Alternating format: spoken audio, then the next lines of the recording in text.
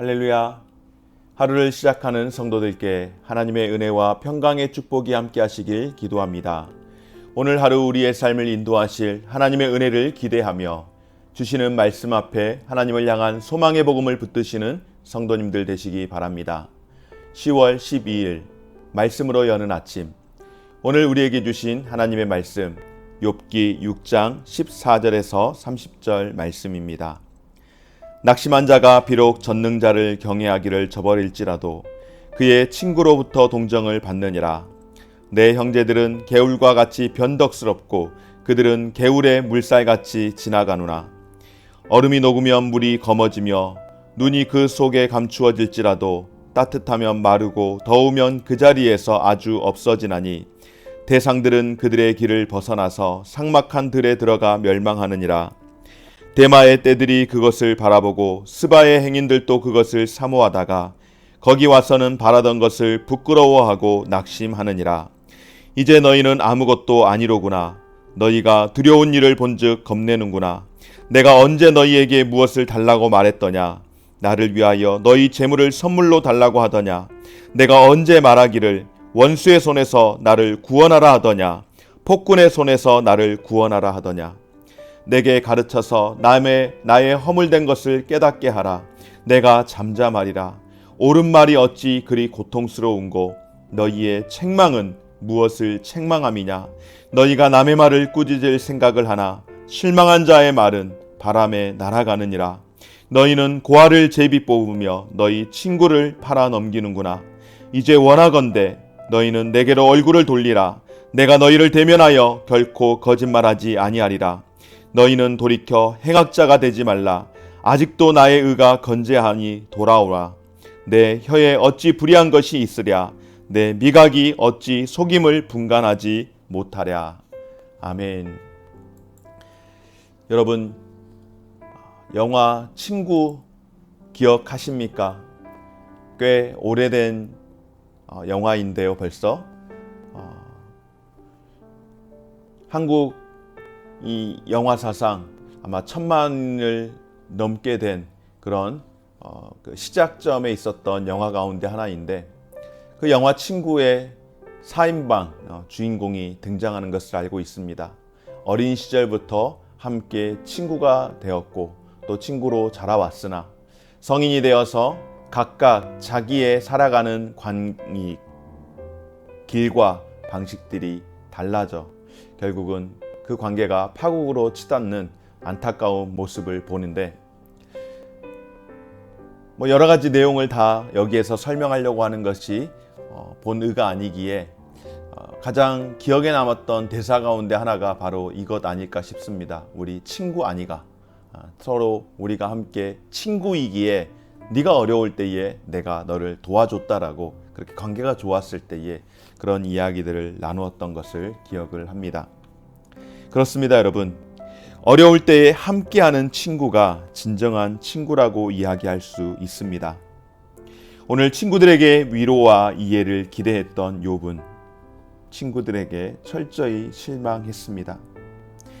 자신을 실망시킨 친구들에게 느끼는 섭섭한 마음을 토로하며 오늘 욥이 그들을 나무라 합니다. 친구들을 향한 욥의 그 말, 우리가 고난당하는 사람들에게 어떻게 다가가야 할지를 다시 한번 알려주는 지혜의 말씀인 줄 믿습니다. 여러분,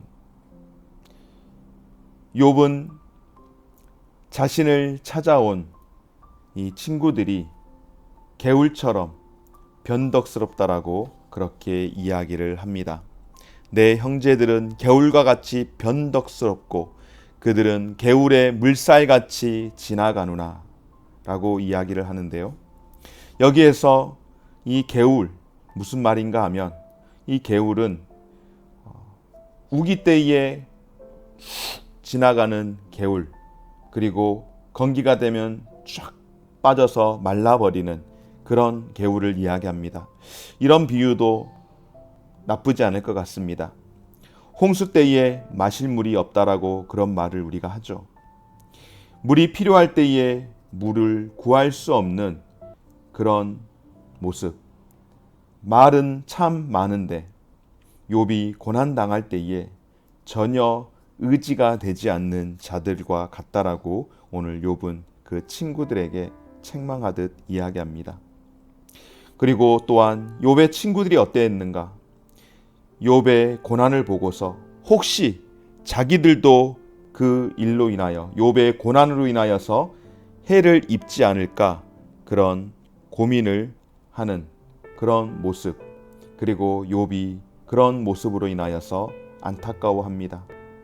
또한 욥이 친구들에게 물질적 도움이나 희생을 바라지도 않았다라고 선포하면서 내가 언제 너희더러 나를 구원하라고 했더냐, 폭군의 손에서 나를 구원하라고 했더냐, 내게 가르쳐서 내가 허물된 것이 있다면 그것을 깨닫게 해준다면 내가 더 이상 말하지 않겠다라고 이야기하며 욥이 실망한 것을 봅니다.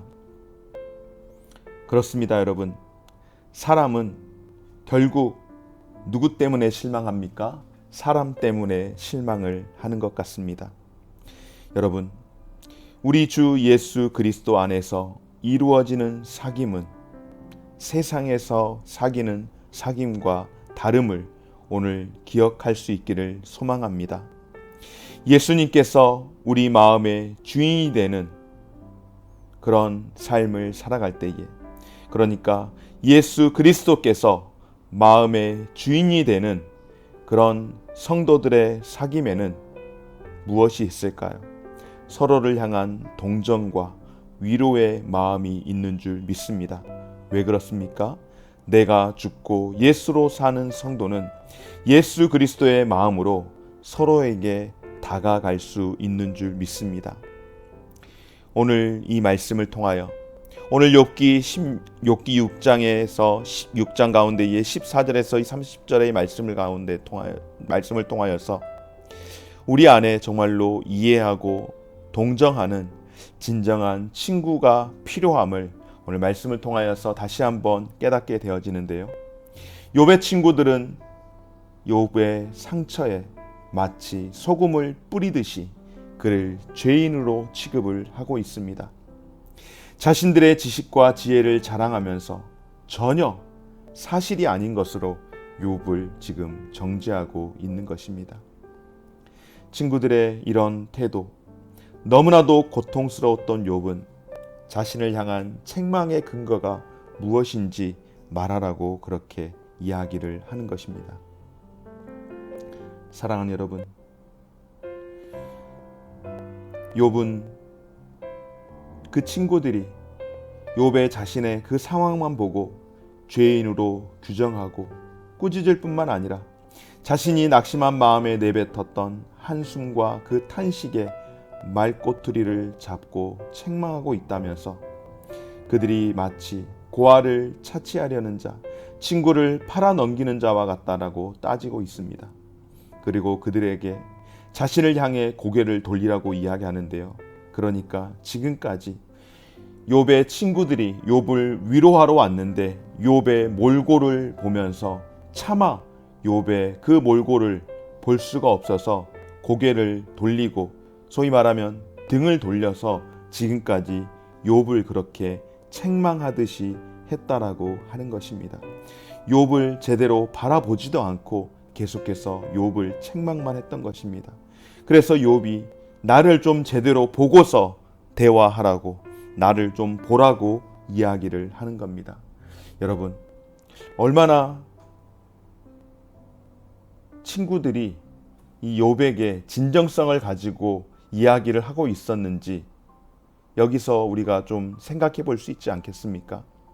진정성이 정말로 있었는지 의구심이 드는 것 같습니다.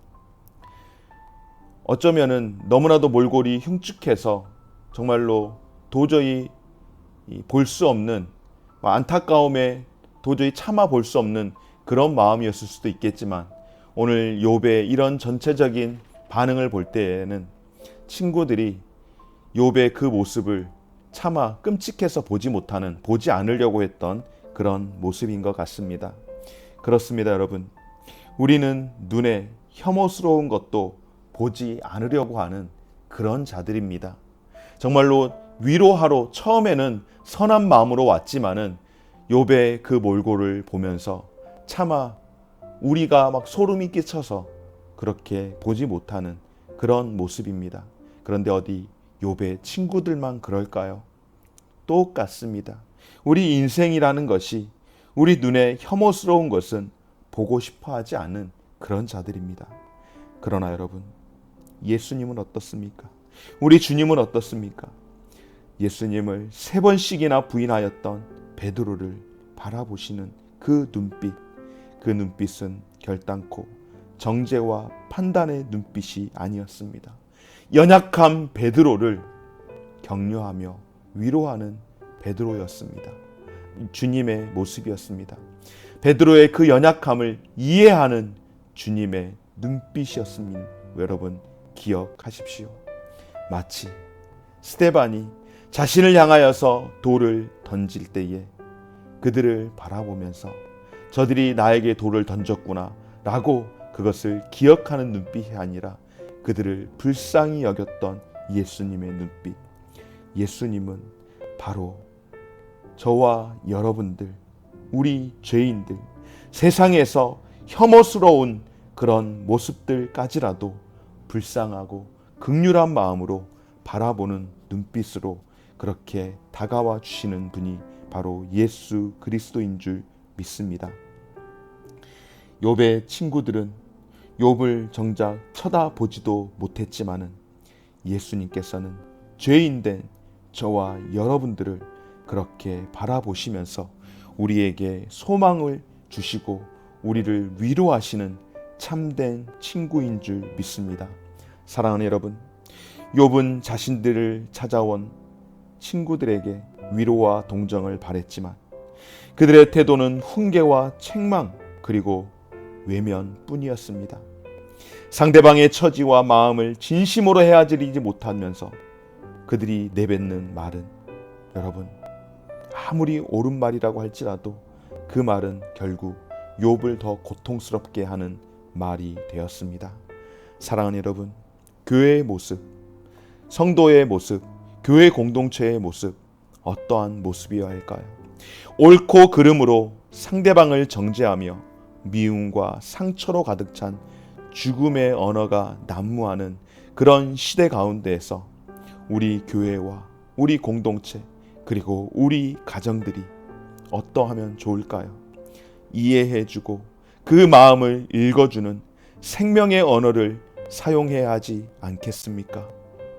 불통의 뿌리인 죽음의 언어가 아닌 공동체와 가정을 살릴 수 있는, 남편과 자녀와 아내를 살릴 수 있는 생명의 언어를 사용할 수 있는 저와 여러분들 되어지시기를 주의 이름으로 축원합니다. 여러분, 아무리 옳은 말이라고 하여도 사람을 살릴 수 없다면 그것은 죽음의 언어입니다. 사람을 살리는 생명의 언어, 필요한 말을 할 수 있는 저와 여러분 되기를 소망합니다. 서로를 존중하고 배려하는 생명의 언어를 사용할 때 문제가 있는 곳마다 이 생명의 언어로 화해의 손이 내밀어질 때에 그 가운데에 진정한 공동체가 가정이 세워지는 줄 믿고 정죄하고 판단하는 말이 아니라 이해하고 공감하는 위로로 격려하는 그런 생명의 언어들을 통하여서 고통 가운데 있는 사람들을 살리고 주님께 인도할 수 있는 저와 우리 모든 성도들의 삶이 되어지시기를 주의 이름으로 축원합니다. 하늘에 계신 우리 아버지여, 이름이 거룩히 여김을 받으시오며 나라가 임하시오며 뜻이 하늘에서 이룬 것 같이 땅에서도 이루어지이다. 오늘날 우리에게 일용할 양식을 주옵시고 우리가 우리에게 죄 지은 자를 사하여 준 것 같이 우리 죄를 사하여 주옵시고 우리를 시험에 들게 하지 마옵시고 다만 악에서 구하옵소서. 대개 나라와 권세와 영광이 아버지께 영원히 있사옵나이다. 아멘.